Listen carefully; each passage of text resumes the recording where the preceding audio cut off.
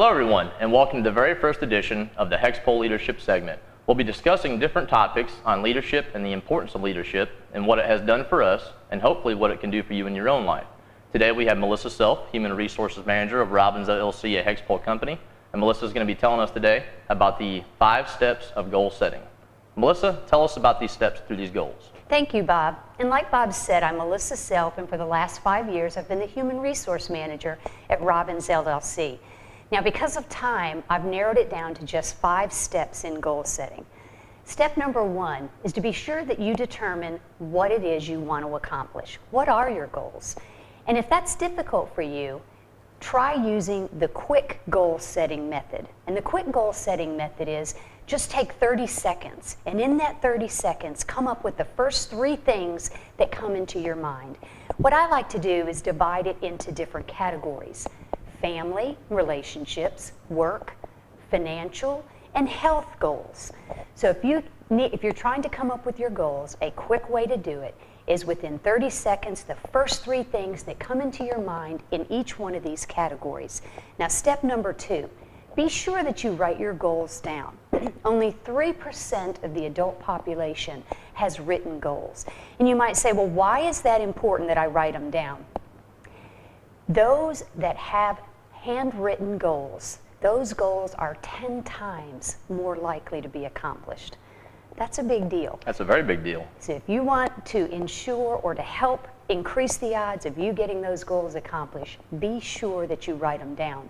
Also, studies out of Harvard and Yale have shown that when you start over your lifetime with handwritten goals, what they've done is take people over a lifetime and compare those that had handwritten goals versus those that didn't. And during their work life, at the end of that work life, their net worth was 10 times that of those who didn't have those goals written down. Wow. So I hope I've convinced you to write them down. That's pretty convincing.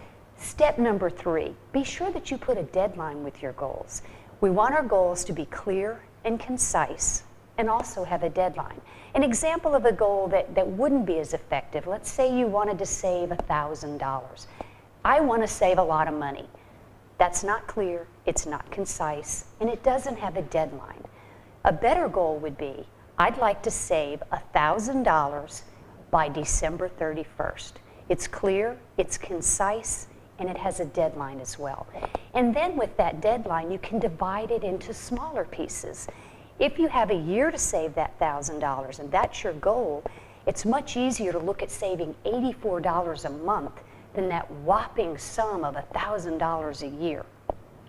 So the 4th thing that we want to do after we have chosen our goal, we've written them down, and we've put deadlines on them, we want to make a plan for each one of our goals. We want to write down the steps that it's going to take for us to accomplish that goal.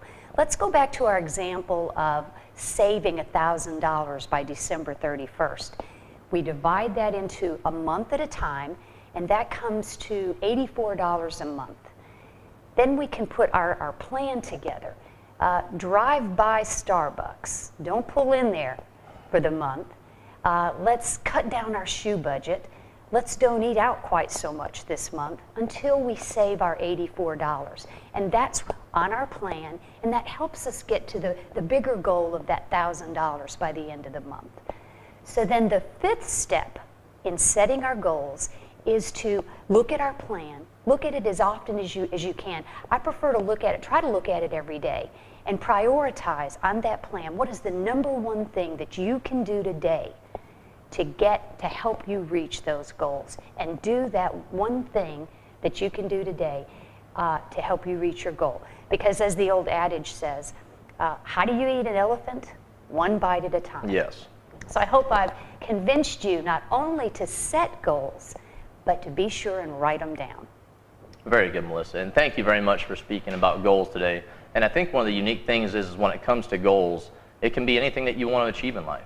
And these 5 steps that you've helped explain today will help anybody watching to set goals, and not only set them, but to achieve them. Thank you very much, Melissa. You're welcome. Pleasure to be here.